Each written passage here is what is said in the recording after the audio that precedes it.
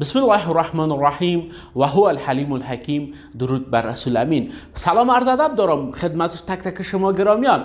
امیدوارم که سرحال و پر از انرژی مثبت باشین. دوستا، سمینار غیر حضوری گرفتیم درباره مسیر کسب کار موفق.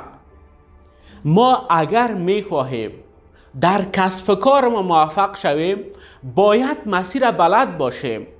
تا زمانی که مسیر بلد نباشیم سخت است ما پیش بریم. ابتدا دوستا مسیر برای ما نامعلوم می باشه، ما مسیر بلد نیستیم، گیج می باشه، هرچی تلاش میکنیم، هرچی پشت کار داریم، روزانه 18 ساعت هم کار کنیم به جای نمی رسیم.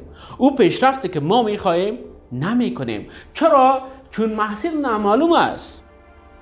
وقتی که مسیر نامعلوم باشه ما را گیج می سازه، مانند یکس.